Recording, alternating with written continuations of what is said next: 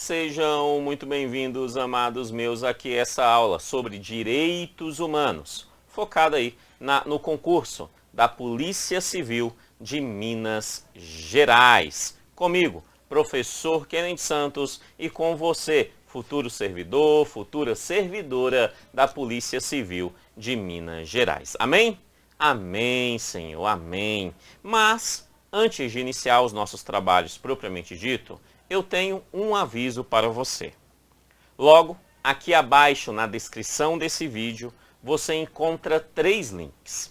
O link número 1 é o link de material em PDF de apoio a essa aula. Esse material que você está vendo aqui na tela, que trata sobre o processo histórico de construção e afirmação dos direitos humanos e ainda uma parte sobre a teoria geral dos direitos humanos, você consegue baixar ele aí para você. Então é bom você baixar, né, pegar ele, fazer as suas anotações, acompanhar a aula com ele em mãos, eu recomendo. Beleza? Tá? O link número 2, são 3 links. O link número 2 é o link de uma playlist. Nessa playlist você vai encontrar videoaulas gratuitas de direitos humanos, que é essa aula, e de legislação aplicada à Polícia Civil de Minas Gerais. Já temos lá 2 aulas sobre essa legislação, tá? Focado aí na sua aprovação, beleza? Tá no link 2, videoaulas gratuitas, com teoria, com exercício, tá lá para você, né, acompanhar então essas aulas que irá te ajudar a acertar as questões da sua prova. De boa? E o link número 3? O link 3 é de um curso completo, tanto de legislação aplicada à Polícia Civil em Minas Gerais, né, das leis solicitadas da Polícia Civil de Minas Gerais, quanto de direitos humanos, né, do programa de direitos humanos que se encontra no seu edital, tá? Todas gravadas por mim, professor Kennedy Santos, tá? Focado aí na sua aprovação. Beleza? Tranquilo? Show? Ok, então vai lá, dá uma olhadinha no link 3, o valor está verdadeiramente muito bacana do curso completo dessa legislação e dos direitos humanos, dá uma olhadinha e vem estudar conosco aí para eu conseguir te ajudar a acertar estas questões. Beleza? Tranquilo? Show de bola. Então, aviso dado, dá uma olhadinha nos 3 links e aí vamos aqui para a aula. Então, sem mais delongas, vamos iniciar os nossos trabalhos. Direitos humanos. Nesta aula, nós vamos ver 2 pontos. O primeiro ponto é sobre o processo histórico de construção e afirmação dos direitos humanos. Tá? E ainda vamos ver aí uma parte sobre a teoria geral dos direitos humanos. De boa? Para que a gente consiga compreender bem e acertar as questões de direitos humanos, é muito importante a gente usar uma estratégia. E eu recomendo que a estratégia seja que você busque estudar do específico para o geral e não o inverso, não do geral para o específico. Como assim, professor? Simples. Direitos humanos é um mundo. O que não falta é informação sobre direitos humanos. Tá? O que não falta é informação sobre direitos humanos. Se eu começo a estudar genericamente os direitos humanos, eu vou ver muita coisa, mas não necessariamente isso que eu vou estudar, eu vou conseguir aplicar essas informações na hora da prova. Não. Tá? Quando eu faço o inverso, ou seja, eu começo do específico e eu sei exatamente o que o examinador deseja, porque ele deixa claro isso lá no edital que ele deseja, e eu começo a tentar responder e completar isso que o examinador deseja, então eu parto do específico para o geral. Eu vou lá no geral só trazer as informações que o examinador deseja para que eu compreenda bem e assim eu esteja preparado para acertar essas questões na hora da prova. De boa? E é isso que nós vamos fazer aqui, tá? Tanto é, e aí você já vai entender, que o primeiro ponto que nós vamos trabalhar é sobre o processo histórico de construção e afirmação dos direitos humanos. Vamos lá, o que o examinador deseja aqui?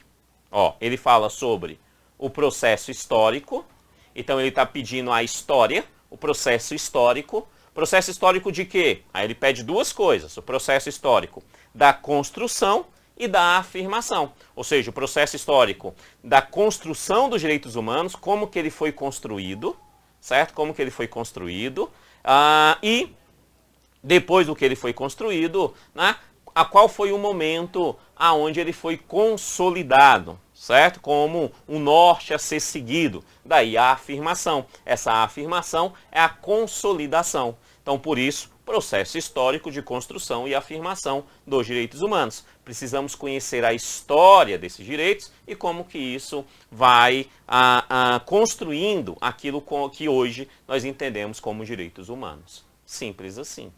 Beleza? Tranquilo? Show! Para isso, obviamente, nós vamos fundamentar a nossa análise no contexto histórico, mas o contexto histórico das próprias gerações dos direitos humanos. Né? Eu coloco aqui no material, por exemplo, uma divisão em 5 gerações dos direitos humanos, que também pode ser chamada de 5 dimensões dos direitos humanos.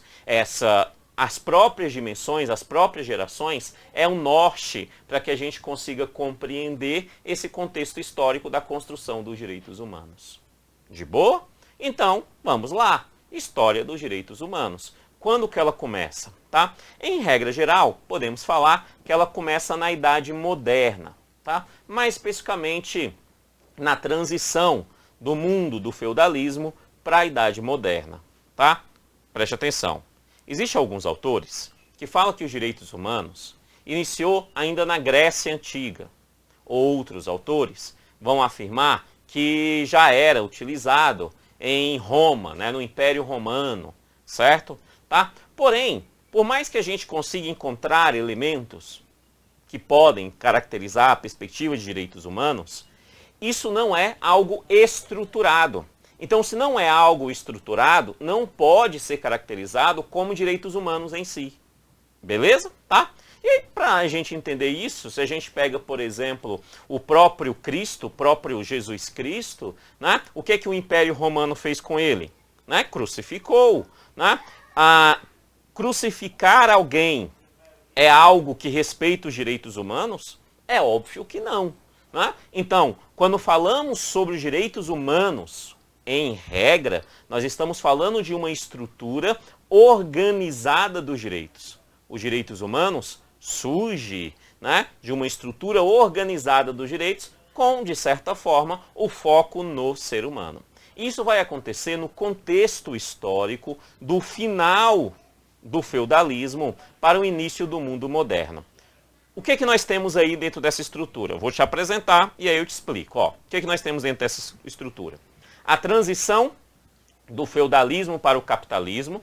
Então o capitalismo está surgindo, tá? Surgindo esse capitalismo, nós passamos a ter um fortalecimento da burguesia comercial europeia. Então a burguesia comercial passa a ter poder econômico, tá? Poder econômico. O feudo, né, diminui esse poder, né, que era um poder mais cultural, e aí você passa a burguesia tendo uma importância econômica dentro dessa estrutura. Se você já não tem mais feudo, nós vamos ter a centralização do poder, que os feudos eram poderes subdivididos, né, por isso a gente chama de senhores feudais, cada um mandava no seu respectivo feudo. Né? Sem o feudo, a gente passa a ter uma centralidade desse poder. Essa centralidade desse poder vai bater na mão do monarca, do rei, né, do monarca, do rei, certo? E que essa perspectiva dessa primeira geração, ela vai ter o seu grande boom político, né, mais especificamente na Revolução Gloriosa, lá na Inglaterra, entre 1688 e 1689, a famosa Revolução Gloriosa Inglesa. Beleza? Tá? É famosa, sim, tá? Principalmente na Europa, a galera estuda muito, certo? No Brasil, infelizmente, nós estudamos menos a Revolução Gloriosa. Basicamente, ela é citada nas salas de aulas brasileiras, mas ela é extremamente importante para a história da humanidade. Se eu estou falando da Inglaterra, sim, eu estou falando em um contexto eurocêntrico, tá? Porque os direitos humanos nascem desse contexto eurocêntrico ocidental. De boa? Tranquilo? Ok. Então você entende o que estava acontecendo, então deixa eu te explicar mais ou menos o que acontecia. É o seguinte, estava lá o rei, estava lá o monarca, feliz e contente. Esse monarca, ele tinha o que a gente chama de poder absolutista, ou seja, ele podia tudo. Podia tudo. Entendeu? Podia tudo. E aí está surgindo uma nova elite, uma elite econômica, a burguesia. A burguesia, para proteger as suas perspectivas econômicas, a burguesia começa a pensar em um conjunto de direitos para sua própria proteção. E é esse conjunto de direitos para sua própria proteção que vai dar origem à primeira geração dos direitos. Como assim? Vamos lá bem devagarzinho. Esse primeiro conjunto de direitos a gente pode chamar também de direitos naturais e de direitos fundamentais. A Constituição brasileira usa o termo direitos fundamentais, né? Direitos naturais é muito comum em práticas, em perspectivas religiosas, né? Por exemplo, que trata sobre o estudo dos direitos humanos, eles terminam chamando esse conjunto de primeiros direitos de direitos naturais, que provém da própria natureza humana, tá? Mas a gente está falando da primeira geração, tá? E o que é esse conjunto da primeira geração? Na verdade, a primeira geração ela tem ali, nesse conjunto, o conjunto de dois direitos. Primeira geração é um conjunto de dois direitos. Que direitos são esses? Olha lá, direitos civis e direitos políticos. Direitos civis e direitos políticos estão na primeira geração dos direitos. Vamos devagar com a andor para a gente entender. Estava lá o rei, monarca, todo-poderoso, certo? E estava lá os burgueses. O rei tinha muito poder sobre os burgueses. O poder era tanto que o rei poderia, se assim ele desejasse, sem muitos detalhes jurídicos, ele poderia simplesmente tirar a vida de quem ele quisesse, porque o rei ele era absolutista. Então ele poderia, por exemplo, tirar a vida dos burgueses. Óbvio que os burgueses, que tinham poder econômico, né, começaram a discutir sobre a possibilidade de ter um direito à vida, a garantir a vida, que essa vida não fosse tirada a qualquer momento simplesmente pela vontade de Deus. Então eles começam a discutir, eles começam a filosofar sobre esse assunto. Perceba, amados, que aqui eu vou resumir em alguns minutos, mas a gente está falando de anos de discussão. Tá? Anos de atividades para chegarem dentro dessa estrutura aqui. Então esses burgueses começam a discutir, eles começam a chegar à conclusão seguinte: olha, o direito à vida seria legal, que o rei aqui na Inglaterra não tivesse o poder de tirar a nossa vida simplesmente porque ele deseja. Eles chegam nessa conclusão. Depois de algum tempo discutindo esse assunto, né, um burguês levanta a mão e fala assim: tá, direito à vida é legal, mas não é suficiente, porque o que adianta o rei não poder tirar a minha vida, mas ele poder tirar a minha liberdade. Ele me joga na masmorra e aí acabou para mim. Ele me joga na masmorra e pronto. Não é? Então eles começam a discutir um outro direito. Eles falam, tá, o direito à vida é importante, mas o direito à liberdade também é importante. Tá? Então vida e liberdade é importante. Depois que eles discutem bem isso, eles começam a pensar numa outra perspectiva. Eles falam assim, tá, mas vamos supor que a gente consiga fazer com que o rei não possa mais tirar a nossa vida, nem a nossa liberdade assim, simplesmente pela sua vontade. Vamos supor. Mas é necessário que a gente tenha mais um outro direito, que é o direito à propriedade. Por quê? Porque basta o rei tomar tudo que a gente tem. Que ele pode hoje, ele pode tomar as nossas terras, ele pode tomar os nossos bens, ele pode tomar o nosso dinheiro. Ele pode fazer tudo isso. Então é necessário a gente também criar um mecanismo para garantir que o que é nosso mantenha-se como nosso. Então eles começam a discutir o direito à propriedade. O direito à propriedade é sim um direito humano, tá? Está lá, e lá na primeira geração dos direitos. Beleza? Tá? Então, direito à propriedade. Eles começam a discutir isso, tá?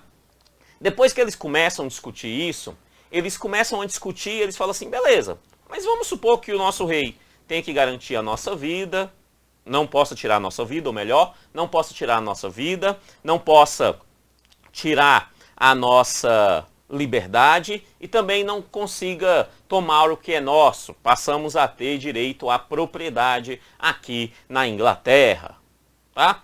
Vamos supor que a gente consiga isso, mas isso não é suficiente ainda. Isso não é suficiente. Não é suficiente por quê? Porque se tiver uma guerra e um outro reinado dominar a Inglaterra, a partir desse momento, nós passamos a responder a esse outro reinado. Então esse outro rei vai poder fazer o que ele quiser. Então é necessário fortalecer o nosso reinado. E aí esse fortalecimento do nosso reinado surge a perspectiva da nacionalidade. Eles falam, precisamos fazer com que o nosso reinado seja um reinado forte. Tá? Um reinado forte. E essa perspectiva do reinado, nós precisamos nos comprometer com esse reinado. Nos comprometendo com esse reinado, surge a relação do que hoje nós chamamos de nacionalidade. E é nesse momento que surge a perspectiva da pessoa. O que é uma pessoa? Ainda nessa aula nós vamos estudar melhor isso. Mas uma pessoa é um ser humano com vínculo a um Estado. Então aqui surge na perspectiva de entender que esses seres humanos, esses burgueses e todos que estão ali na Inglaterra, tenham que ter um vínculo com um determinado Estado, que no caso era o reinado. Beleza? Então eles começam a discutir isso. Mas eles falam, beleza, então nós vamos ter direito à vida, direito à liberdade, direito à propriedade, vamos ter vínculo com o Estado, mas o simples fato da gente ter vínculo com o Estado, ter uma nacionalidade, né, não nos garante nada em relação ao ataque externo, porque o vínculo não garante nada disso. É necessário que o reinado tenha, sim, um exército, é necessário que o reinado tenha forças para proteger o reinado de inimigos externos. Tá? É importante. Então, se é importante isso, dentro desta nacionalidade, é necessário que nós paguemos tributos para esse Estado, para o reinado, e que esses tributos sejam utilizados na defesa do reinado de inimigos externos. De boa isso? Tranquilo? Quando eles entendem essa nacionalidade, então, por inteira, inclusive com tributos, eles começam a questionar outra coisa. Eles falam assim, tá, beleza, a gente vai pagar tributos, mas todo mundo tem que pagar tributos. Nós, burgueses, vamos pagar tributos. Mas e a elite ainda? E a corte? Aqueles que são mantidos com o nosso dinheiro do poder público. E essa corte também tem que pagar tributos. Aí eles falam, e a igreja? E a igreja? Aí eles vão falar, a igreja também tem que pagar tributo. E quem trabalha tem que pagar tributo. E quem é um comerciantezinho tem que pagar tributo. Quem é que produz alimento naquela terra ali tem que pagar tributo. Eles começam a então entender que para ter uma nação é necessário ter um Estado. E tendo esse Estado para proteger de inimigos externos, é necessário alimentar esse Estado com recursos financeiros. E esses recursos financeiros vêm da tributação. Só que eles desejam que essa tributação sejam dadas e feitas a todos com a igualdade. Todos devem pagar tributação ao Estado, né, dentro daquilo que lhe cabe. E aí eles aplicam-se então a ideia da igualdade. A ideia da igualdade. Sendo que essa igualdade aqui na primeira geração é o que a gente chama de igualdade formal. Tá? É aquilo que na nossa Constituição hoje vai dizer assim, somos todos iguais perante a lei.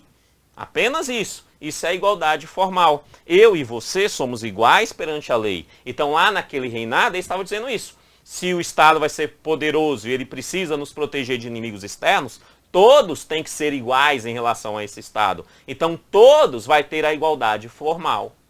Tá? Todos são iguais em relação a esse Estado. Ninguém é superior a ninguém. São todos iguais, formalmente falando. Tá? Que a gente chama então de igualdade formal. Daqui a pouco a gente vai entender uma outra igualdade, mas até aqui tá beleza. Então a igualdade formal. E aí depois que eles muito discutem esses 5 pontos principalmente, vida, liberdade, propriedade, igualdade e nacionalidade, igualdade formal e nacionalidade, eles pegam isso, essa demanda, e marcam uma reunião com o rei, com o monarca. E falam assim, senhor rei, Senhor rei absolutista, nós da burguesia, nós desejamos ter direito, não só para nós, mas para todos do reinado. Nós desejamos ter o direito à vida, que você não possa tirar a nossa vida quando você quiser. A liberdade, você não possa nos prender simplesmente porque você quer. A propriedade, que você não possa tomar os nossos direitos. A igualdade, que sejamos todos iguais aqui no reinado. Né? A nacionalidade, né? Que o reinado nos proteja de inimigos externos. Nós desejamos tudo isso. O rei absolutista olha para eles e diz o quê? Não. É óbvio. Porque se o rei dar a eles esse direito, o que o rei está fazendo? Tirando dele os seus próprios poderes. Então o rei fala, não, eu sou um rei, eu sou todo poderoso. Eu fui escolhido por Deus para estar aqui. Então, eu sei o que é melhor para vocês. Afinal, eu sou o rei. Ainda deu essa risadinha, tá? Nesse momento, os burgueses saem de lá tristes, deprimidos e voltam para a discussão. E eles começam a discutir. E aí agora a discussão já não é mais no conjunto dos direitos civis, mas sim no conjunto dos direitos políticos. Eles falam assim, tem que ter alguma forma, alguma maneira de tirar esse poder desse rei, de nos proteger dos desrespeitos do rei para com a nossa sociedade. Então eles começam a discutir os seus direitos políticos. Dentro desses direitos políticos, eles começam a discutir o seguinte, eles falam assim, seria muito interessante se alguns de nós fizesse parte da gestão do reinado, da gestão governamental. Então começa a surgir a discussão em relação ao direito de ter representantes dessa sociedade, escolhidos pelo próprio povo. Então a gente passa a discutir a perspectiva do direito de votar e de ser votado. Mas ser votado para quê? Para fazer parte da gestão do Estado, tá? Quando a gente fala, por exemplo, no seu direito de fazer concurso público e tomar posse em um cargo público, é porque você tem um direito político para isso, tá? O direito de exercer um cargo público é um direito político, tá? De fazer parte dessa gestão do Estado. Então eles começam a discutir essa demanda de participar, tal. Então eles começam a discutir a criação, olha como que isso é importante, a criação de um poder fiscalizador do rei. Esse poder fiscalizador do rei é o que a gente chama hoje de poder legislativo, que lá nesse primeiro momento ele vai ser construído apenas como um poder que fiscaliza o rei, para que o rei não descumpra aquilo que a lei determina que seja cumprido.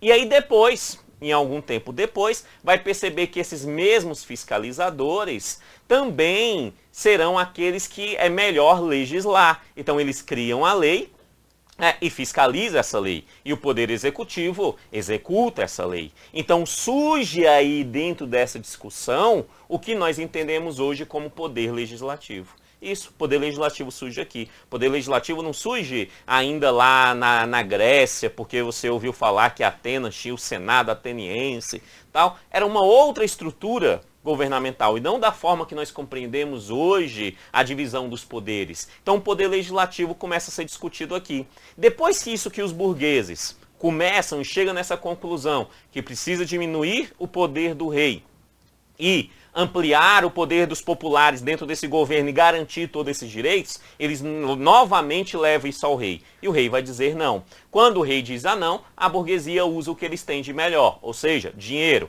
E aí eles pegam esse dinheiro e começam a construir com ferramentas filosóficas, com argumentos, né? E, obviamente, também contratando soldados, contratando pessoas para lutarem ao seu lado, para ir para a porrada contra o rei.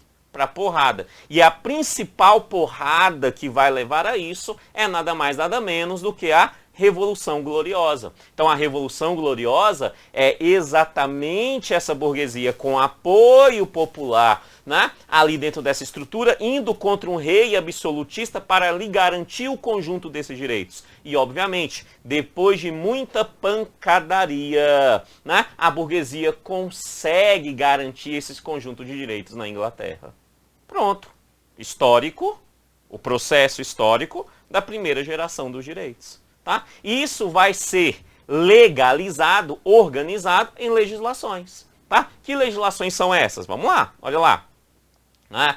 Então, a legislação na Inglaterra, que é onde inicia tudo, né? Na Inglaterra, né? No Reino Unido, em inglês, com a sua Constituição Federal, ainda em 1215, né, com o rei John, aqui no Brasil a gente chama de João Sem Terra, né, porque ele tinha menos terra do que os próprios burgueses, tal. Então ele assina uma carta magna que lhe garante esses direitos. Com essa carta magna aplica-se um outro documento chamado Habeas Corpus Act, que nada mais é o direito à liberdade desses indivíduos e, por fim, a declaração desses direitos. A declaração desses direitos. Beleza? Isso na Inglaterra. Isso na Inglaterra. Tá? Só que a história continua. A Inglaterra, então, passa a ter esses direitos. A população passa, diminui o poder do rei, já passa agora a ter a Câmara dos Lordes, né, lá fiscalizando o rei. Essa estrutura começa a existir. Né? Só que durante esse período, os Estados Unidos era colônia da Inglaterra. E aí aqueles colonizadores que estavam nos Estados Unidos desejavam também fazer parte desse governo inglês. E aí os que conquistaram esse direito na Inglaterra olharam para os colonizadores americanos e falaram o quê? Não, isso é para quem está aqui. Vocês estão aí, vocês vão seguir as regras que nós decidimos aqui. Então vocês não fazem parte dessa estrutura política que nós criamos aqui na Inglaterra. Os americanos, não gostando nada disso, o que eles fazem é, na verdade, a organização da sua independência, já fundamentada nos direitos de primeira geração. Então a independência norte-americana é completamente fundamentada no direito de primeira geração. Como? Através de dois documentos. Tem muita história, mas vamos resumir. Através, primeiro, do que eu chamo de um rascunho, que é a Declaração de Direitos de Virgínia, de 1776. É o primeiro rascunho que já traz esses direitos para a colônia, mas, por fim, com a Declaração da Independência Americana, né, essa declaração já na sua Constituição, né, que é bem simples e bem tranquila, a Constituição americana. Por quê? Porque ela é basicamente fundada na primeira geração. Então, os Estados Unidos nasce como filho da primeira geração dos direitos, que surge na Inglaterra, porque a própria Inglaterra negou esses direitos aos americanos. Simples. Então eles surgem dentro desse aspecto. E entre esse período, nós vamos ter logo em seguida a Revolução Francesa, que vê na Revolução Gloriosa um exemplo e vai para a porrada na rua. E nesses aspectos, né, lá na França, ainda como aspecto da primeira geração, nós vamos ter a assinatura de um documento que vai garantir aos franceses, né, esses mesmos direitos: liberdade, vida, propriedade, nacionalidade, igualdade formal, tá? Que é a Declaração de Direitos do Homem e do Cidadão em 1789. Beleza isso? Tranquilo? Então perceba que a pancadaria, o aspecto histórico, se transforma em legislação. Então a gente passa a ter uma estrutura para a aplicação da primeira geração dos direitos. Essa primeira geração dos direitos, preste atenção nisso que é muito importante para fins de prova. Essa primeira geração, ela tem uma estrutura de posição passiva do Estado. O Estado é passivo.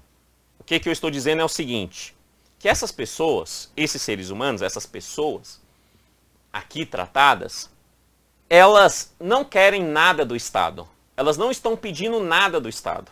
Nada. Nada. Muito pelo contrário, ela está querendo até ajudar o Estado a se proteger de forças externas.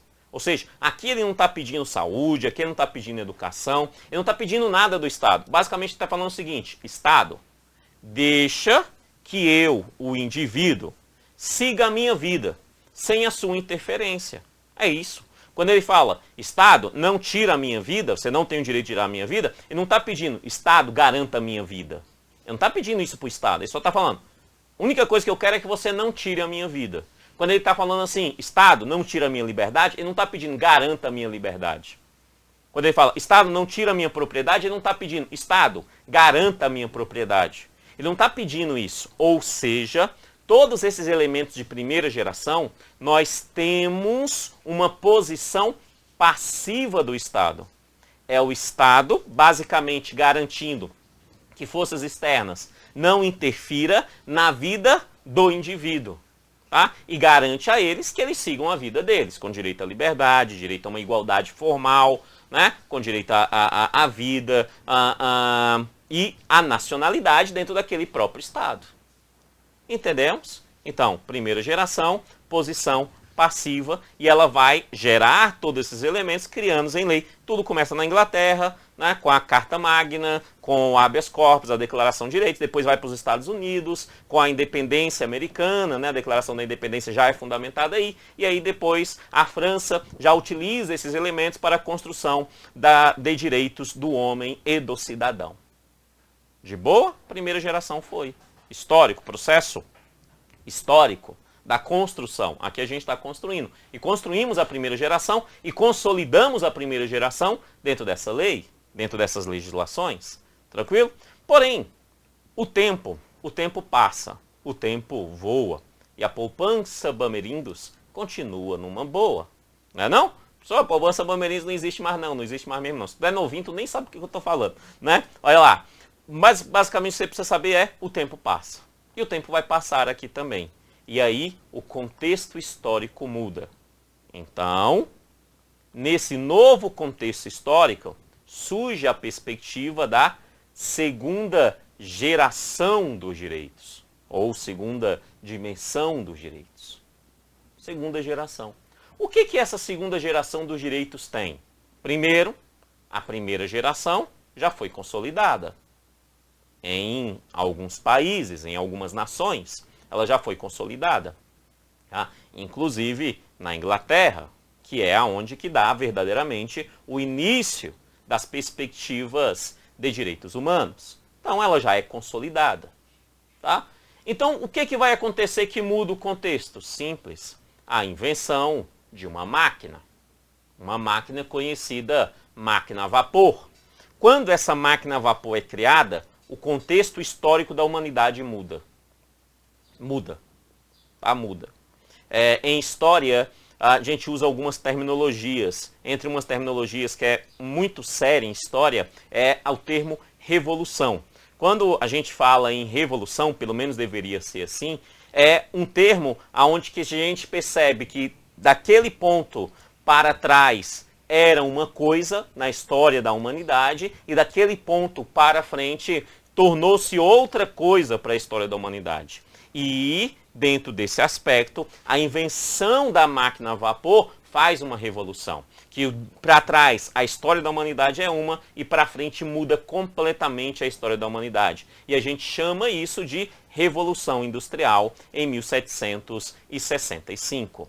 Então, a segunda geração dos direitos humanos surge dentro de um contexto da Revolução Industrial, da primeira Revolução Industrial, tá? Da primeira, ainda com o mecanismo do maquinário a vapor, O que acontece socialmente, historicamente, com a invenção dessa máquina? Algumas coisas. Primeiro, aglomeração de pessoas, ou seja, as grandes cidades começam a surgir. Antes você não tinha grandes cidades.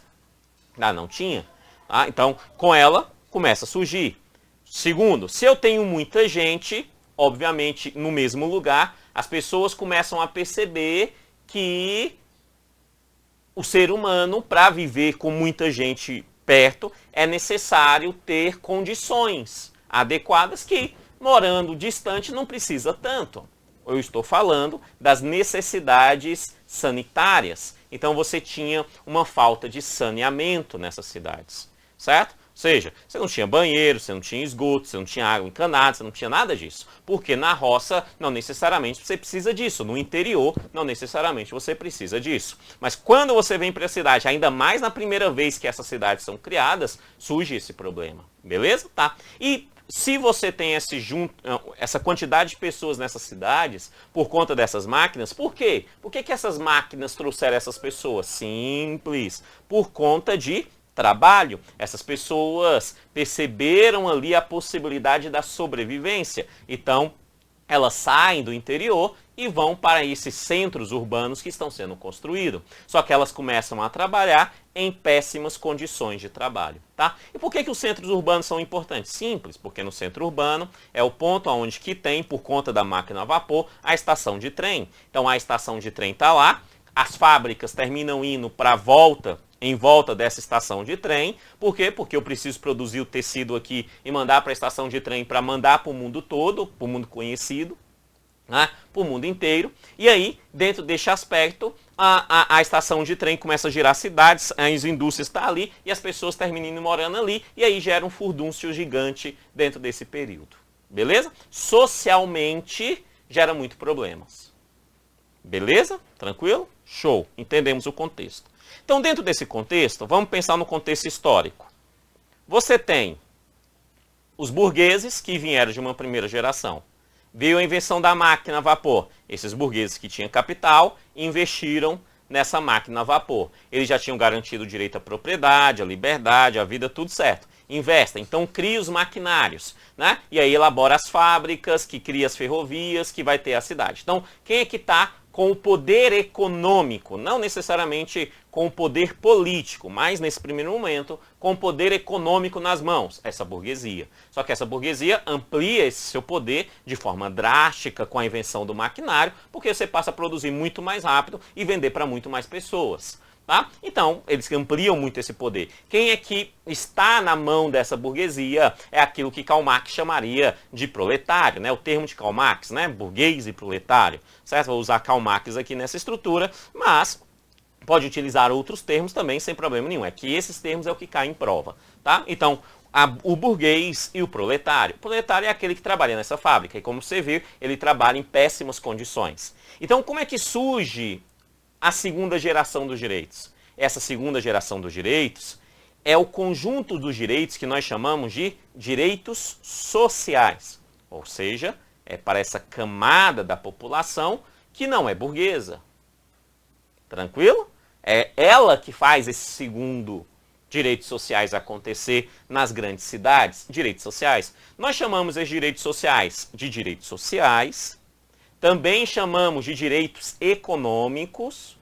A sua banca examinadora, ela gosta muito do termo direito econômico em relação aos direitos sociais. São sinônimos, tá? Direitos sociais e direitos econômicos são sinônimos. E direitos culturais. Direitos culturais. Também é sinônimo. Então a gente está falando dos direitos sociais, econômicos e sociais. Né? Essa é a perspectiva. Então, o que essas pessoas fazem? Entende? Esse proletariado, eles começam a discutir, eles começam a conversar. E entre esses conversar, eles começam a chegar na seguinte conclusão.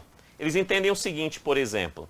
Né? Eles falam assim, olha, seria muito bom que os meus filhos, que os nossos filhos, eles não precisassem sofrer tanto quanto nós precisamos para levar um alimento para casa. Então seria muito bom que eles aprendessem uma determinada profissão, que eles estudassem isso tudo. Então eles falam assim, olha, então seria legal que, por exemplo, tivesse um local onde que essas crianças pudessem ir, tivesse um profissional que pudesse ajudá-las a aprender a ler, a escrever, a fazer contas, essas coisas. Tal. Então eles começam a discutir o direito à educação. Beleza? Um outro fator, eles começam a entender, seria muito legal se tivesse alguém que pudesse trazer pra gente alguma segurança de saúde, porque o burguês tem um médico que vai lá, ele paga e o médico vai até ele. E nós? Seria muito legal se alguém atendesse a gente, se tivesse ali um medicamento que a gente pudesse pegar, né, ou qualquer coisa nesse sentido. Então eles começam a discutir o direito à saúde. Eles ainda falam, mas seria muito legal também que tivesse, por exemplo, para que quando eu terminasse a semana e o burguês me desse o meu pouco dinheirinho, não tivesse um pivete que viesse tomar o meu dinheiro. Então seria interessante que o Estado garantisse para mim uma perspectiva de uma segurança. Olha você aí, policial, você é fruto da segunda geração dos direitos. Beleza? Você é fruto da segunda geração. Por quê? Porque esses começam a pedir uma segurança pública. Porque o burguês consegue contratar os seus próprios seguranças. E o restante da sociedade fica aí à mercê desses trombadinhas. Então é necessário a segurança. Direito à segurança é de segunda geração. Beleza? tá? E aí, beleza. Aí ele fala, em relação ao trabalho, eles falam, não, beleza, o burguês nos dá trabalho.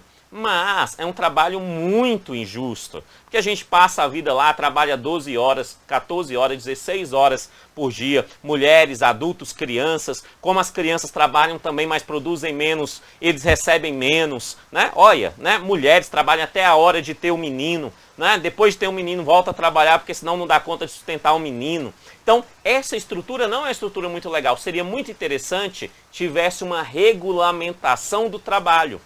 Uma regulamentação que falasse sobre quais são os nossos deveres, mas também quais são os nossos direitos como trabalhadores dessas fábricas. Então eles começam a discutir no trabalho, mais especificamente a perspectiva de regulamentação do trabalho. E assim, sucessivamente, as condições de moradia, o saneamento nessa moradia, eles começam a discutir o direito a lazer, né? Olha, só trabalhar, nem vive o homem, também precisamos ter direito a lazer, de ir no boteco, tomar um pitu, né? É importante isso. Então eles começam, direito à previdência, eles falam assim, eu estou trabalhando hoje, estou sustentando meus meninos, mas se eu morrer amanhã, como é que fica meus meninos e minha mulher? Né? Neste caso é necessário que seja de alguma forma garantido que eles tenham uma sustentação pós a minha morte. Então eles começam a discutir o direito previdenciário, a proteção à maternidade e à infância, porque a mulher trabalhava, a criança trabalhava, começa a discutir. Eles começam a discutir ainda assistência aos desamparados, porque eles olhavam muitos que estavam na sociedade, não tinha nem esse péssimo emprego que as fábricas ofertavam. Então esses também entram na discussão. Então surge aqui dentro dessa assistência aos desamparados a perspectiva do que hoje nós chamamos de assistência social, se engloba aqui dentro desse mecanismo. E aí, depois que eles levam tudo isso, eles fecham todos esses acordos, eles chegam nos burgueses, chegam nos governantes e falam assim, nós queremos tudo isso. Adivinha o que os burgueses e os governantes falou? Não. Falou não, óbvio. Óbvio que falaram não. E falaram não por quê? Eles falaram, não, vocês querem tudo isso? Trabalhe e consiga. Quer segurança? Contrate um segurança para você. Ah, quer direito a educação para o seu filho? Aí contrate professores para o seu filho. Simples assim, tá? Por quê? Porque eles falam, somos todos iguais perante a lei. Todos nós, eles usam o argumento da primeira geração, né? Todos nós temos direito à liberdade, à vida, à propriedade, à segurança. Usam esse argumento, tá? E é um argumento muito bom, certo? Que na construção dos argumentos da segunda geração, eles ainda não conseguiam, no primeiro momento, definir um contra-argumento aos argumentos da primeira geração como suficientes.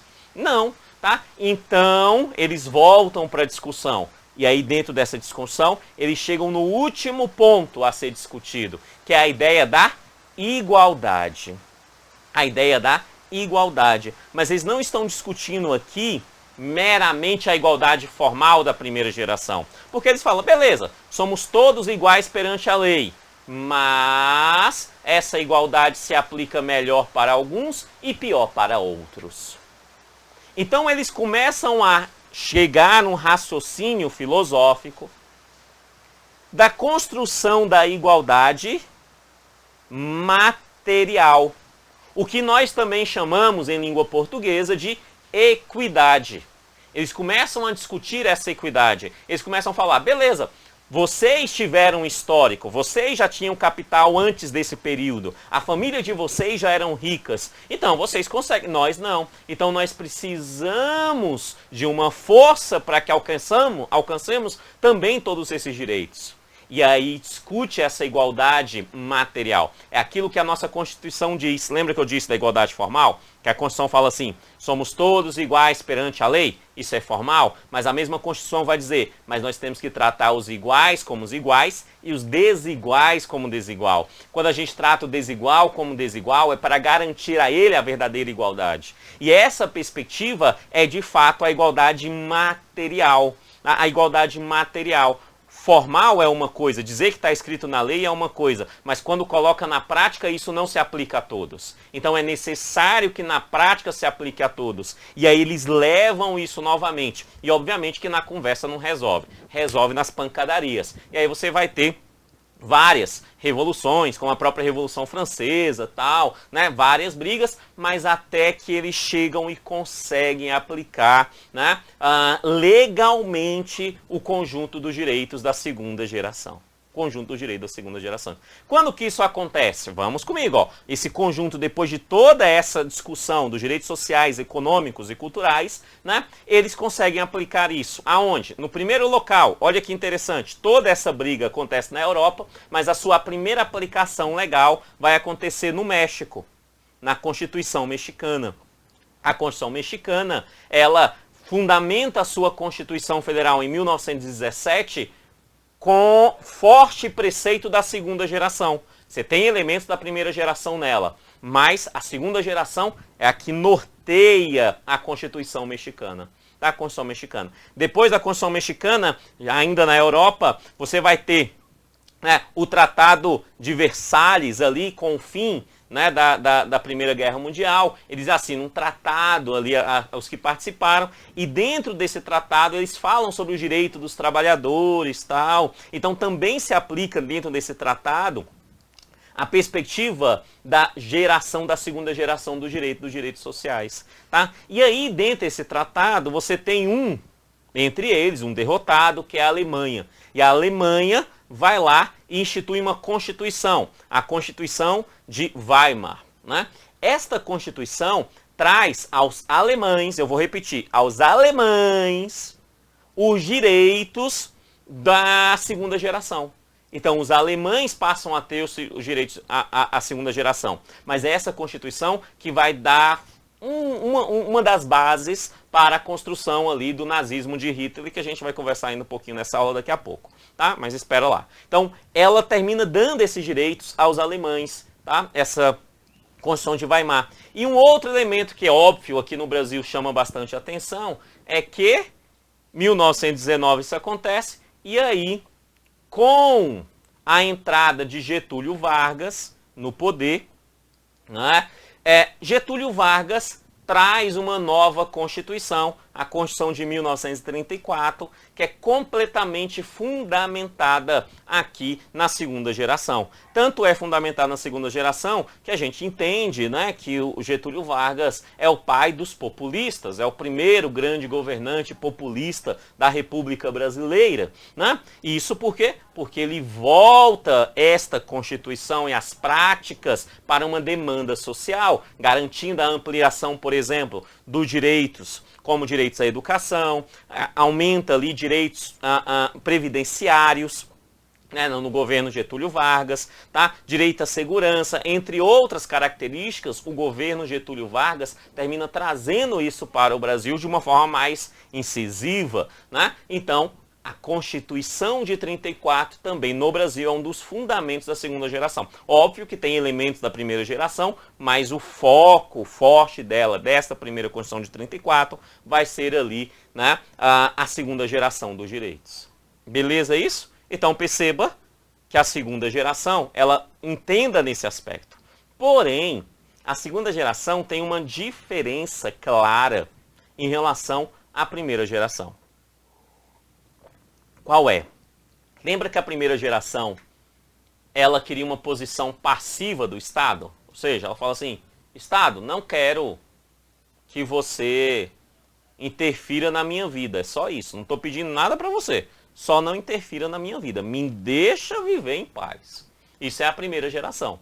A segunda geração não. A segunda geração fala assim, Estado que recebe um monte de tributo, quem tem que garantir esses direitos, a materialidade, lembra da igualdade material? Quem tem que garantir a materialidade desses direitos, para que verdadeiramente aconteça a igualdade, é você, Estado. Então, Estado, você tem que garantir para os nossos filhos escola, para nós saúde, previdência social, tem que garantir e organizar uma legislação trabalhista que vai regulamentar a minha relação com o meu patrão. Então, Estado é você que tem que garantir assistência social, lazer, tudo isso é você que tem que legislar e garantir de uma forma afirmativa para todos nós essa ação. Então, isso significa que a segunda geração não depende e não deseja uma posição passiva do Estado. É o inverso. A segunda geração deseja uma posição ativa do Estado. O Estado é quem vai garantir esses direitos humanos para essa sociedade.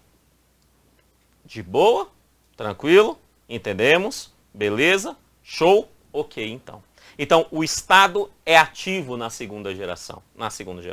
Se você pega, então, a própria história de países e você percebe, então, por exemplo, na atualidade, contexto dos Estados Unidos, por exemplo, em relação ao México, você vai perceber claramente que os Estados Unidos usou e ainda usa como fundamento da sua relação jurídica fortemente a primeira geração. Tem segunda geração na Constituição americana, nas leis americanas, elas existem, mas é muito forte a primeira geração. E outros países como o México, por exemplo, e o próprio Brasil, né, ele é fortemente na segunda geração. Quanto mais se usa a segunda geração, maior é o Estado.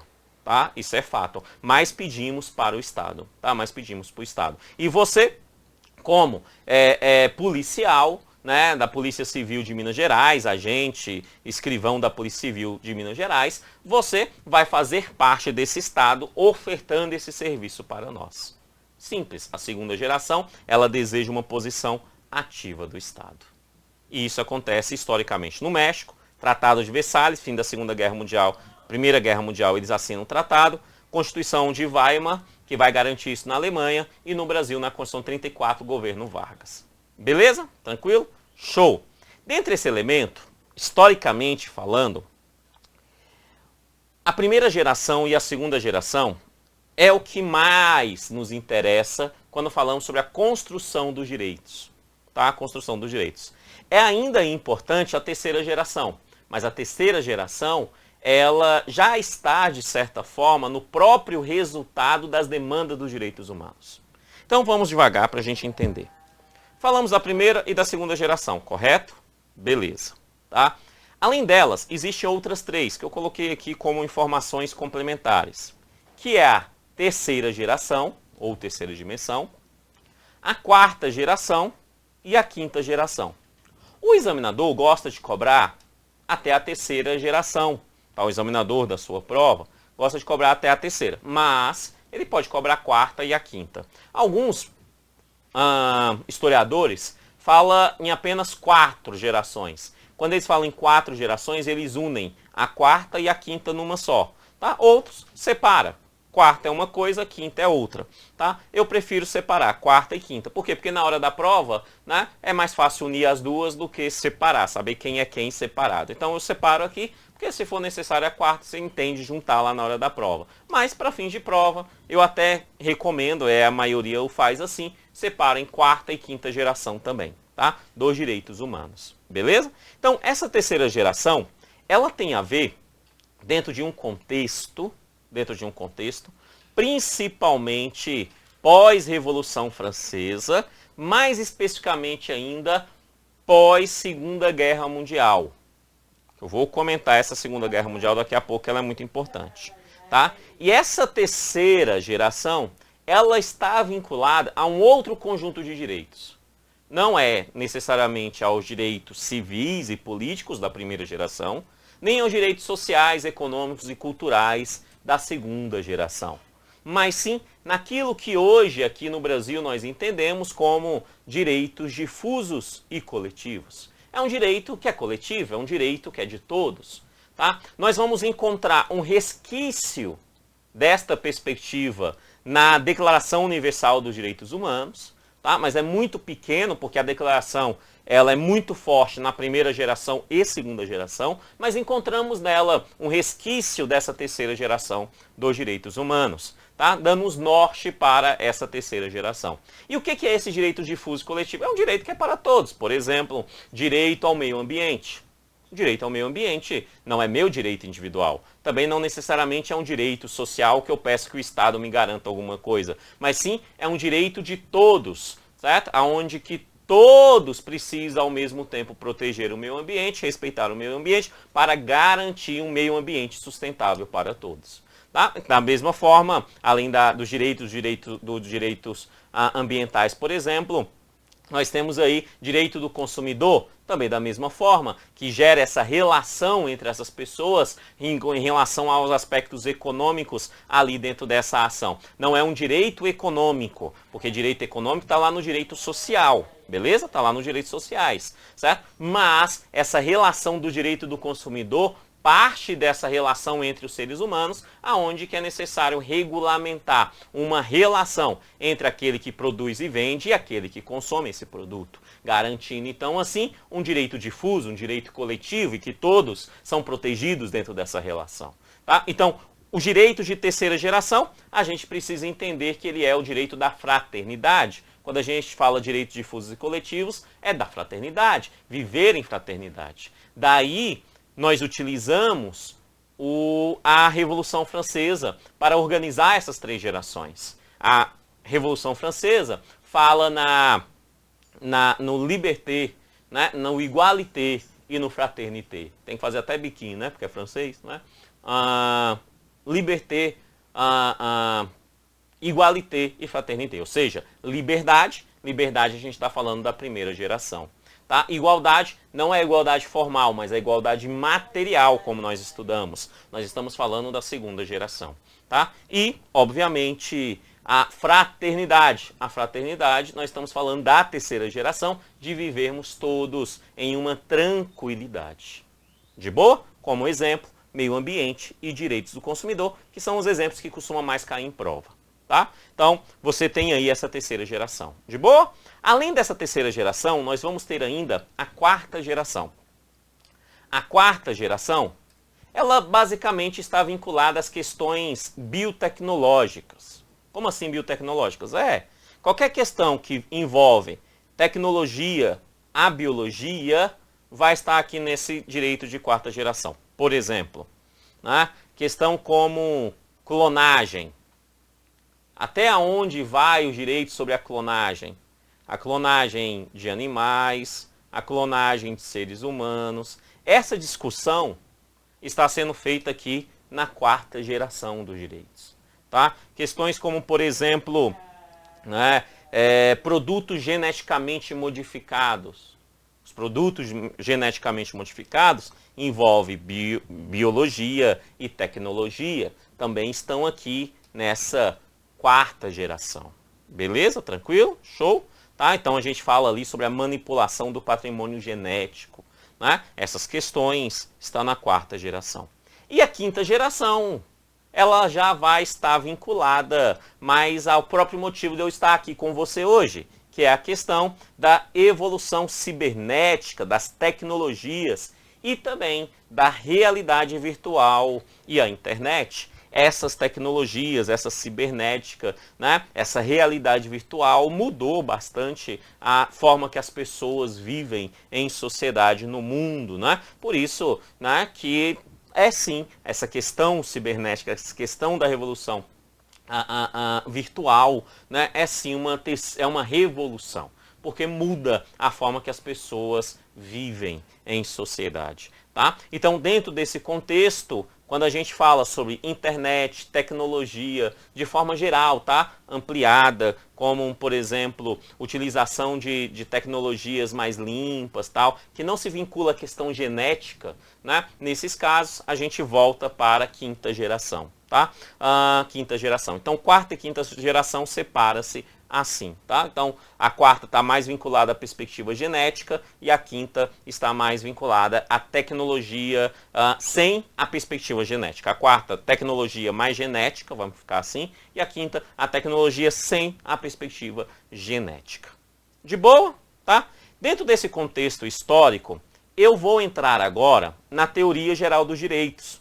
Lembra que no início dessa aula, eu falei que essa aula a gente ia falar sobre o processo histórico e a construção da afirmação dos direitos e uma parte sobre a teoria geral dos direitos humanos. Por que uma parte? Porque a teoria geral dos direitos humanos ela é muito ampla, tá? Ela é gigante. Ela é basicamente todos os direitos humanos, por isso que ela fala teoria geral.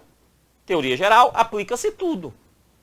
Beleza? Aplica-se tudo. Então aqui nesse contexto, eu vou trazer essa teoria dentro do contexto histórico, para a gente entender alguns pontos. Tá? Então olha lá que maravilha. Vamos voltar aqui.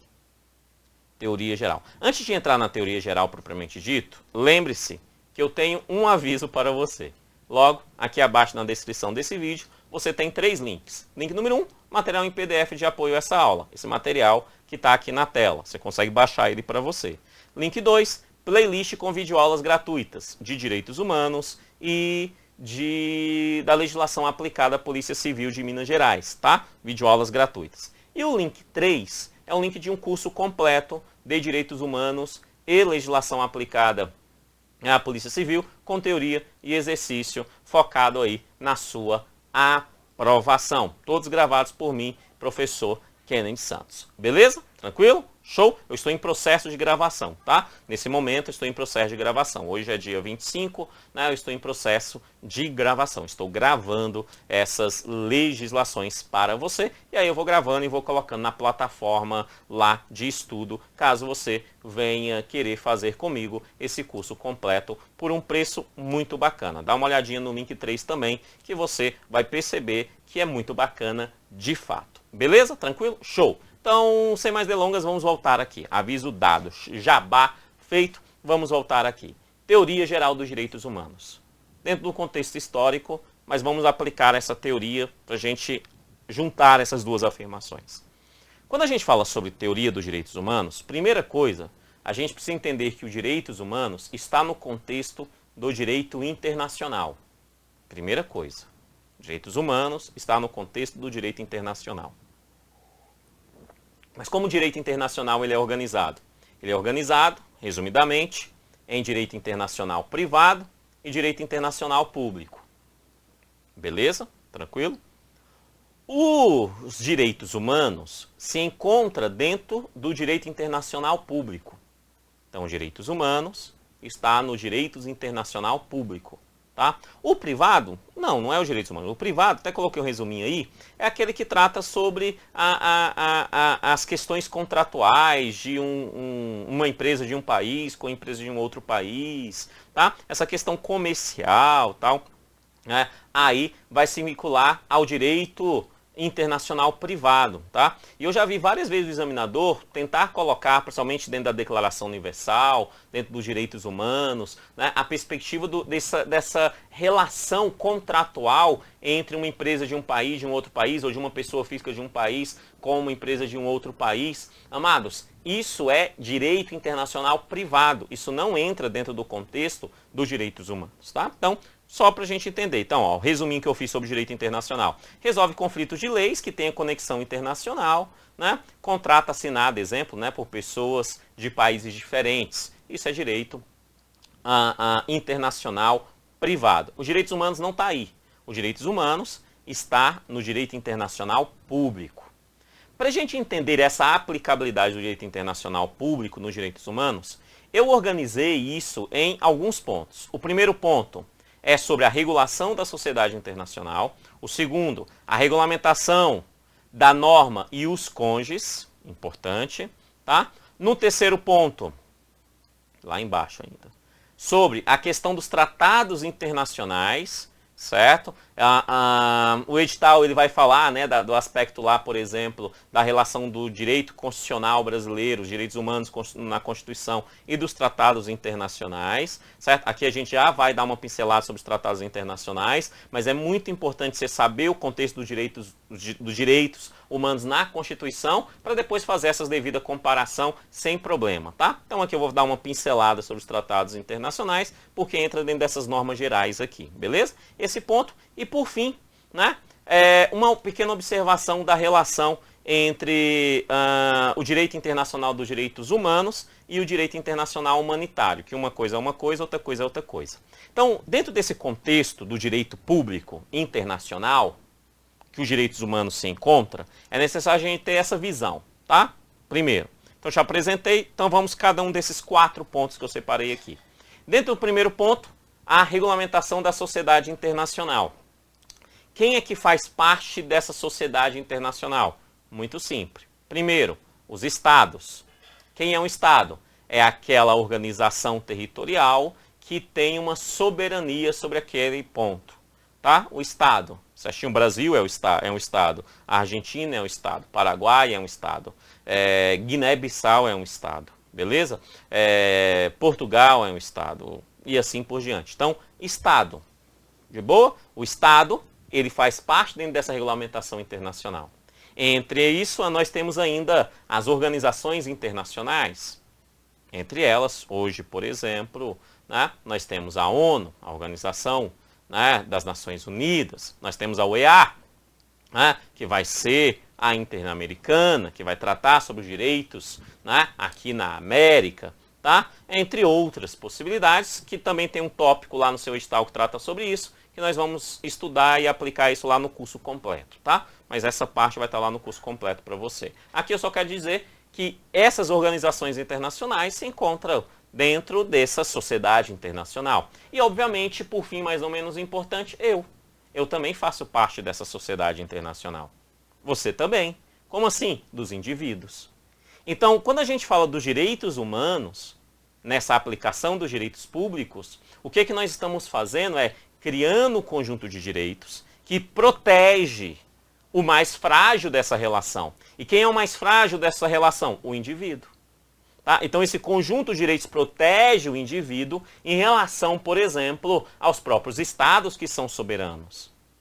De boa? Para que esse Estado não tenha poderes absolutistas sobre esses indivíduos. Tá? Então, você precisa ter uma relação para isso. E quem é que vai fazer esse meio de campo dentro dessa relação? É aquilo que o direito internacional estabelece como organizações internacionais, como, por exemplo, a ONU, a OEA. De boa? Tranquilo? Entendeu? Show, tá? Dentro dessa estrutura, dentro desse direito internacional, é muito importante a gente entender que esse direito internacional público tem, entre várias ferramentas, duas muito importantes para organizar essa relação do indivíduo com os estados e com as demandas dos próprios organismos internacionais. Dois. Um deles é o que é chamado de normas ius conges, e o outro são os tratados internacionais. As normas ius conges e os tratados internacionais. Existe tratado que é norma ius conge, tá? Mas nem toda norma ius conge necessariamente é tratado, certo? O que a gente tem que entender para separar as duas é o seguinte: o que é norma ius conge? De uma forma muito simples. As normas ius conges são normas estabelecidas por esses organismos internacionais com apoio da grande maioria dos estados que fazem parte desses organismos, né, que diz que isso é obrigado, os estados são obrigados a tratarem os seres humanos dentro das suas nações, dentro daquele ponto, respeitando aqueles aspectos, assinando esse documento ou não assinando esse documento. Uma norma ius conges diz até aos que não assinaram que eles precisam respeitar o que ela está escrito. O tratado internacional não. O tratado internacional diz para aqueles que assinaram o tratado. Você assinou o tratado? Então você tem que respeitar. A normas ius conges é, você assinou, tem que respeitar. Não assinou, tem que respeitar a si mesmo. Entendeu? Beleza? Tá? Tratado. Ah, não assinou o tratado. Então se não assinou, não há a obrigatoriedade de cumprir. Beleza? Tá? Agora, e os cônjuges? Não assinou? Não interessa. Tem que cumprir. Tem que cumprir. Entendeu? Beleza? Qual é entre as normas e os cônjuges, tem uma que é muito importante, que nada mais é do que a própria Declaração Universal dos Direitos Humanos. Perceba que a Declaração Universal dos Direitos Humanos não é um tratado. Não é um tratado. Não é. Mas é uma norma ius conges. Certo? Então, o que está na declaração, basicamente, o que nós entendemos é todo mundo tem que cumprir, assinando ela ou não. Beleza? Tranquilo? Então, a declaração.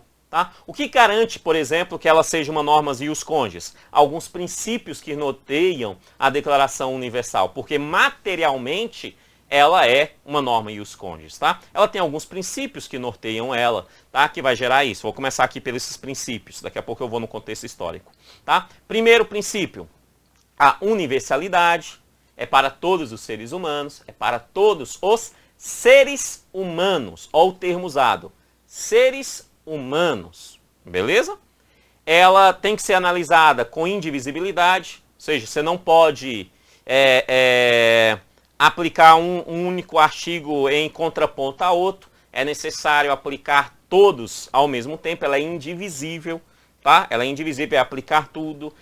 Esses artigos, eles têm interdependência. Como assim? Por exemplo, lá na declaração, ele fala, por exemplo, que todos nós temos direito à liberdade. Tá lá? certo? Tá lá, todos têm direito à liberdade. Mas eu posso, por exemplo, já que eu tenho direito à liberdade, eu posso então vender a minha liberdade e me tornar escravo de alguém? Eu não tenho direito à liberdade? Então eu tenho direito à liberdade de ser escravo, correto? A resposta é não, eu não tenho essa liberdade. Por quê? Porque a própria declaração vai dizer que é vedado, é proibido qualquer tipo de escravidão ou servidão, certo? Eu não posso usar um único artigo que fala da liberdade sem utilizar o outro que proíbe a escravidão. Eu preciso usar as duas juntos. Isso é indivisibilidade e interdependência. Beleza? Tá? E todos esses artigos são irrenunciáveis. Por exemplo, eu não posso renunciar o artigo que diz que ninguém pode ser escravizado. Eu não posso renunciar a isso. Certo? Tá? Eu não tenho direito de vender a minha liberdade para ninguém. É impossível, é irrenunciável. Todos os 30 artigos que se encontram na declaração são irrenunciáveis. Tá? Essas características, entre outras, mas aqui para fins dessa prova, essas 4 características para mim é o suficiente, garante que a declaração ela é uma norma ius cogens. Ela não é a única, outras normas ius cogens também surgem, né? Mas esta é a mais importante para fins de prova, quando a gente fala sobre teoria geral dos direitos humanos. De boa? Essa é a norma ius cogens. E como que essa declaração ela surge? Porque ela é muito importante. Vamos para o contexto histórico novamente para entender a Declaração Universal. Tudo aquilo que eu falei até aqui, da história lá, da primeira e segunda geração, tal, aconteceu. Beleza, tal.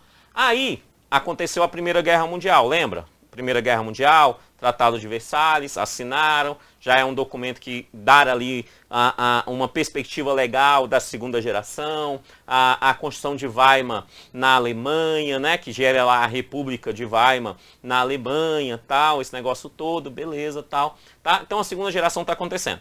Porém, lá na Alemanha, e em outros lugares, como na Itália, com o fascismo tal, não entrarei no contexto histórico inteiro, a gente tem que entender o seguinte, lá na Alemanha, para a gente entender melhor, essa Constituição de Weimar dava direitos de trabalho, por exemplo, direitos sociais aos alemães. Mas quem tinha o poder capital na Alemanha eram, a maior parte deles, estrangeiros, principalmente judeus. Então, a Hitler utiliza essa perspectiva para, entre vários outros elementos, para usar essa perspectiva social, dos direitos sociais e econômicos, contra os burgueses que lá estavam, que na verdade eram judeus. Certo? Então gera-se ali a questão do nazismo por conta, não por conta só disso, mas principalmente por conta da cabeça de Hitler, que era perturbado, né? E ainda por outros aspectos como o fascismo na Itália, o próprio comunismo na União Soviética, entre outros elementos importantes ali, né? O capitalismo crescendo em outros aspectos, tal. Então você está ali um desacordo social gigante em vários lugares do Ocidente, tal. Então você entra todos esses elementos, gera-se ali a Segunda Guerra Mundial. Então a Segunda Guerra Mundial está entre a segunda geração, né, e a Declaração Universal dos Direitos Humanos. Ela está bem no meio. E o que nós temos na Segunda Guerra Mundial? Uma palavra que resume a Segunda Guerra Mundial. A palavra é crueldade. Essa é a palavra. Crueldade. Tá? Crueldade com quem? Com todos, principalmente com o ser humano. Ou seja, na Segunda Guerra Mundial não houve respeito ao ser humano. É isso. É isso. Tá? Campos de concentração na Alemanha, campos de concentração na União Soviética, as ogivas nucleares em Hiroshima e Nagasaki, entre vários outros elementos que demonstram que o respeito ao ser humano não existia, não existia. A crueldade contra o ser humano foi gigante. Tá? Só para você ter ideia, durante esse período a Alemanha utilizavam, por exemplo, judeus para fazer ali análises médicas. Tá? Então, basicamente, de uma forma bem simples para a gente entender, eles faziam ali exames drásticos a pessoas, a judeus, abria ali até os judeus, tal, vivos, para identificar o que estava acontecendo, como que o corpo humano funcionava, tal. Um judeu ali morria, o que eles faziam? Pegavam um outro e continuava os seus exames, as suas pesquisas, né? É óbvio que isso trouxe um conhecimento gigante sobre medicina, é fato, mas nós não podemos admitir que isso seja repetido. Não era nem para ter acontecido lá. Beleza? Tranquilo? Então, essa demanda, quando acaba a Segunda Guerra Mundial e os seres humanos põem a mão na consciência e falam: nós fomos extremamente cruéis. A humanidade é muito cruel. Então é necessário criar um elemento que garanta os direitos básicos desse ser humano. E quais são os direitos básicos desse ser humano? A liberdade, a igualdade e a fraternidade. E a fraternidade é citada dentro dessa declaração, ainda não é bem produzida, mas ela é citada aqui dentro dessa declaração. Então, primeira, segunda e terceira geração, mas o grande foco mesmo da declaração é a primeira e a segunda geração. Beleza? Tá? Isso é o contexto. Então, lá no fim dessa Segunda Guerra Mundial, né, você tem ali a criação da ONU em 1945 e com a ONU a criação da Declaração Universal dos Direitos Humanos. Tá? A Declaração Universal dos Direitos Humanos. Beleza, beleza, beleza. Tá? Dentro desse aspecto, aí é óbvio, a gente precisa entender. Mas o que foi entendido como ser humano? Ah, tá. Então você tem a Declaração Universal dos Direitos Humanos, depois desse contexto todo, tá? Ela é assinada, é uma norma ius cogens, todo mundo tem que obedecer, beleza, tal. Mas o que é esse ser humano? E aí a gente tem que entender algumas definições, certo? Bem simples, de uma forma bem simples, para compreender alguns aspectos. Primeira definição, ser humano, é a declaração do ser humano. E quem é o ser humano? Simples. Ser humano nada mais é do que uma questão biológica. É ser humano aquele animal, aquela espécie que difere de demais espécies, porque tem inteligência e razão. Simples. Então o ser humano é o ser humano. O que precisa fazer para ser ser humano? Simples, nascer ser humano. Então, os direitos aos seres humanos é para os seres humanos. Beleza isso? Tranquilo? Ok. Ó, a terminologia, a nomenclatura, importante. Ser humano. De boa? Você não pode confundir ser humano com pessoa. Não. Pessoa é uma coisa, ser humano é outra. Na verdade é o seguinte. Toda pessoa é ser humano, mas nem todo ser humano é pessoa. Como assim, Kennedy? Simples. Quando nós estamos falando em pessoa, óbvio que existe a pessoa jurídica, né, que não é nem o meu foco aqui, e a pessoa física, a pessoa natural, uma pessoa que contém vida. Né? Essa pessoa, ela é aquela que tem uma nacionalidade. Como assim, professor?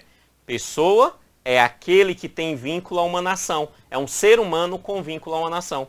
Então, os seres humanos que não têm vínculo a uma nação, que não tem um documento que se vincula a uma nação, não tem um RG, não tem um CPF, não tem um passaporte, aquele ser humano é ser humano, ele não é pessoa. Porque para ser pessoa, é pessoa natural de algum lugar. Eu sou pessoa natural do Brasil, eu sou pessoa brasileira. Eu sou brasileiro nacional quando eu estou no Brasil e eu sou uma pessoa estrangeira quando eu estou em um outro local. Quando eu estou em um outro país, se uma autoridade me procurar e fazer alguma pergunta, ele vai identificar. O Kennedy é uma pessoa estrangeira. Ele é nacional de um outro local. Beleza? Se ele me procurar e eu não tiver nenhum tipo de identificação, não tiver vínculo com nenhum estado, com nenhum lugar no mundo, né? Então ele não pode me entender como uma pessoa estrangeira, porque eu não sou pessoa, não tenho vínculo com nenhum lugar. Eu sou um ser humano.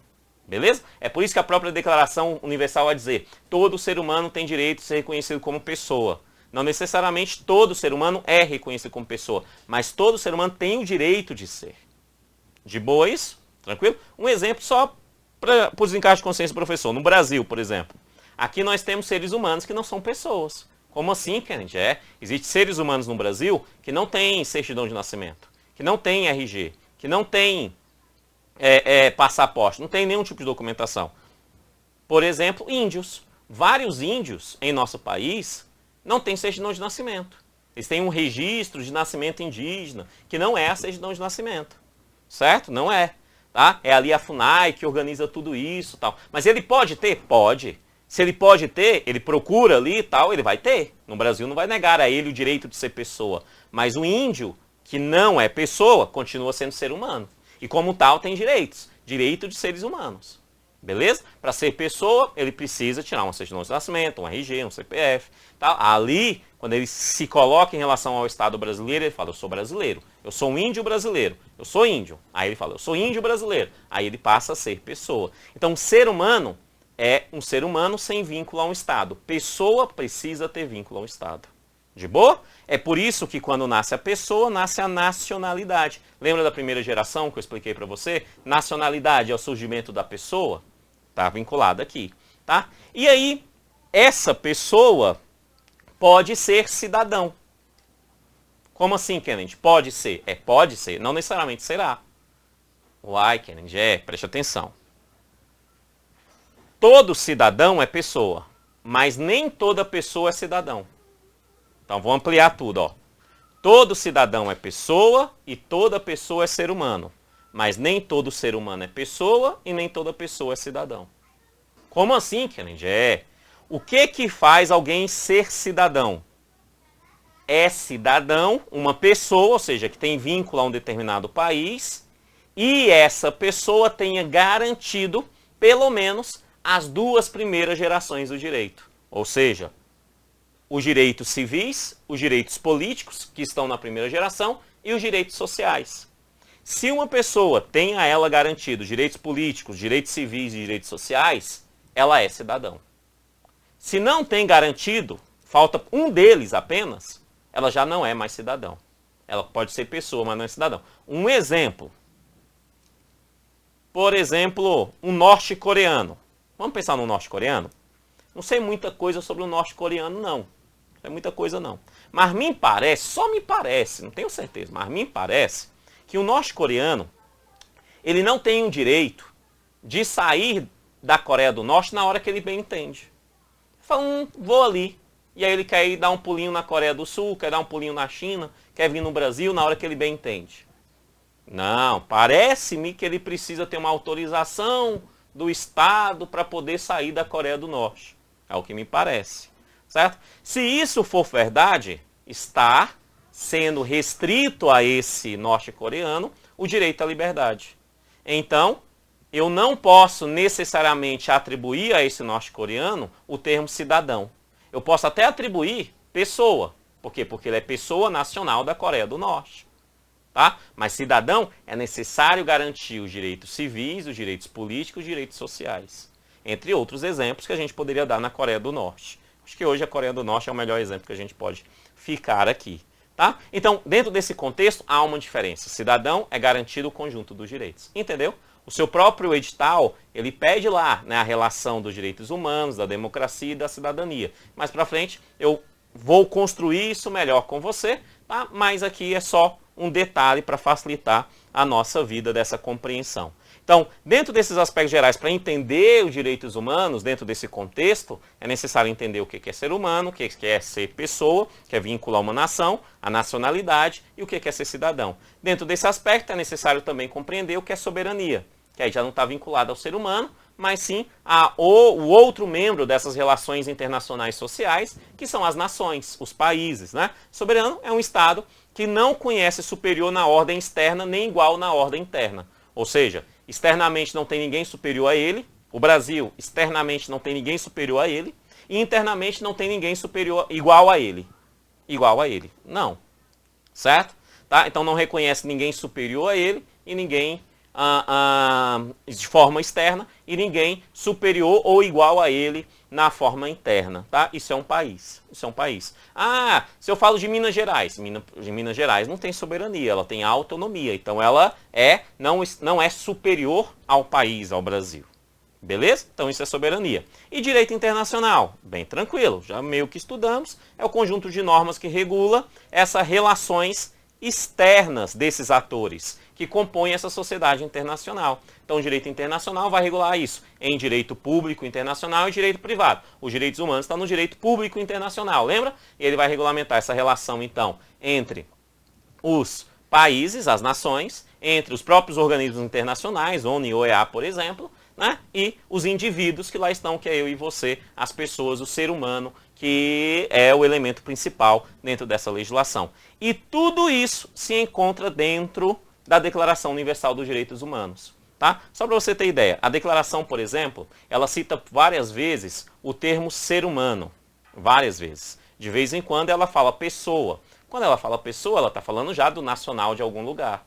Beleza? Quando ela fala ser humano, aplica-se a todos os seres humanos. Certo? Em nenhum momento a declaração usa o termo, por exemplo, cidadão. Por que não? Porque o que é o cidadão? É aquele que tem garantido o conjunto dos direitos que está na declaração, que são os direitos de primeira e de segunda geração.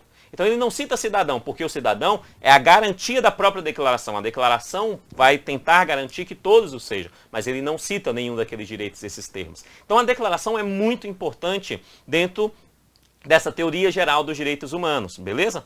Acabando essa aula, a próxima aula, já lá no curso completo, as outras aulas, serão de Declaração Universal dos Direitos Humanos, e depois dessa declaração, exercícios, falando desse contexto histórico, desse contexto geral dos direitos humanos e da Declaração Universal dos Direitos Humanos, fechando então esse primeiro ponto aqui que se encontra no seu edital, beleza? Então é importante estudar a declaração.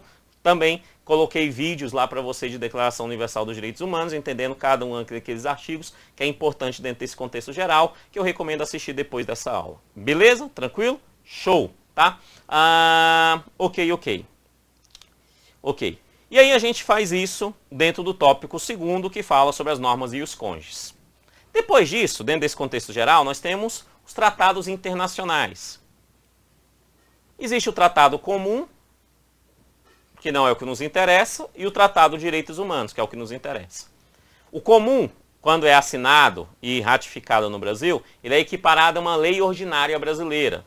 O de Direitos Humanos, quando ele é assinado e ratificado no Brasil, ele é equiparado à Constituição Federal, tá? Então ele vai ser ali equiparado a uma emenda à Constituição, ou pelo menos a uma perspectiva supralegal, tá? Acima da lei, tá? Tá abaixo da Constituição, mas acima da lei. Certo? Então, ele está ali dentro desse contexto. Ou a própria Constituição, tá? Então, direitos humanos. É necessário assinar esse tratado, só que a assinatura quem faz é o Poder Executivo, então é um consentimento provisório, tá? Está concedido, mas de forma provisória. O país não necessariamente precisa cumprir aquilo que é assinado de forma provisória, tá?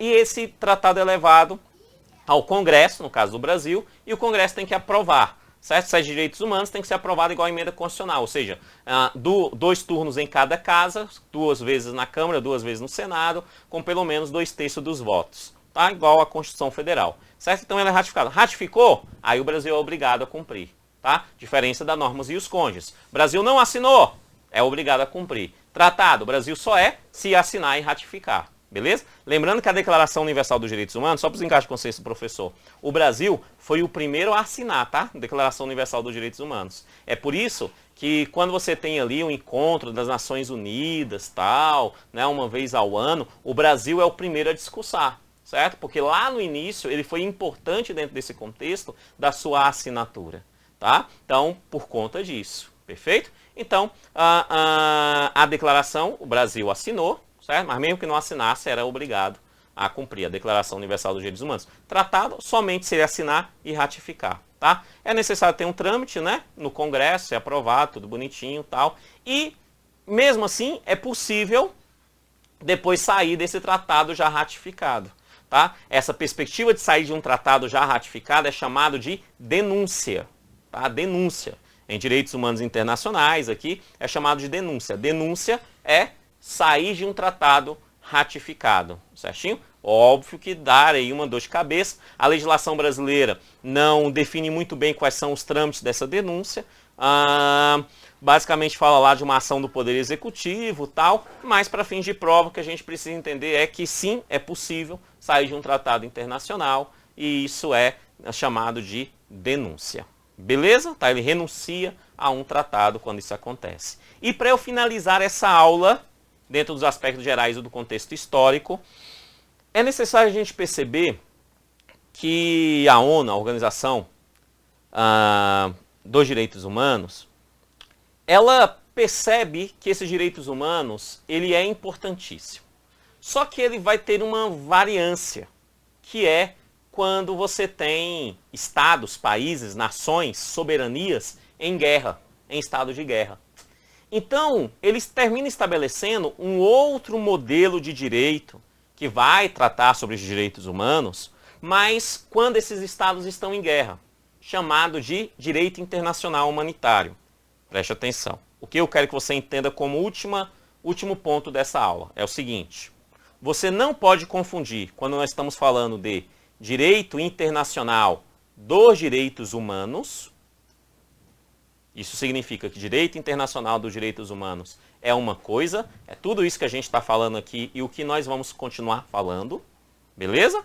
E direito internacional humanitário, que é uma outra coisa.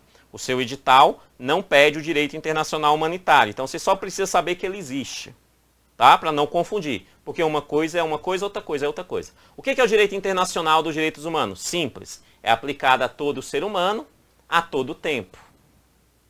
Resumidamente, para fazer essa separação é isso. E o direito internacional humanitário? Direito internacional humanitário é aplicado aos seres humanos nos estados que estão em guerra. Então, se uns estados entram em guerra, em tempos de guerra, além da aplicação dos direitos humanos, como essa se torna mais difícil, se aplica ali o que a gente chama de direito internacional humanitário. Tá? Direito internacional humanitário, que é uma perspectiva de acompanhar os direitos desses seres humanos que lá estão em estado de guerra. Como, por exemplo, posso citar aqui, por exemplo, organismos internacionais que garantem esses direitos, por exemplo, como a Cruz Vermelha. A Cruz Vermelha, o hospital lá de Cruz Vermelha, que socorre feridos dessas guerras. Dentro desse Tratado Internacional de Direitos Humanos, de Direito Humanitário, por exemplo, não pode ter um ataque a um hospital da Cruz Vermelha. Certinho? Tá? Tá tendo guerra, beleza. Mas se é um hospital, tá tratando ali feridos e tal, você precisa garantir a questão humanitária e não pode ter esse tipo de relação de guerra contra aquele hospital. Você está entendendo? Então, dentro do aspecto de guerra, se aplica um outro rol de direitos que a gente chama de direito internacional humanitário, que é diferente dos direitos humanos, porque os direitos humanos se aplicam a todo momento, principalmente no momento de paz, tá? Em momentos de paz, mas também é um norte para os momentos de guerra, só que no momento de guerra, como ele é mais difícil, se cria então o direito internacional humanitário para tentar aplicar essa demanda. E isso é o aspecto histórico de construção, né, e estabelecimento dos direitos humanos e a parte da teoria geral dos direitos humanos que se aplica dentro dessa construção aqui dos direitos humanos para a sua prova. Beleza? Tranquilo? Gostou? Se gostou, link 2, videoaulas gratuitas, link 3, curso completo aí comigo sobre direitos humanos e legislação aplicada à Polícia Civil. Tá logo aqui abaixo, beleza? Link 1, link 2 e link 3, dá uma olhadinha neles. Muito obrigado, que Deus abençoe e até a próxima aula. Valeu, tchau, tchau!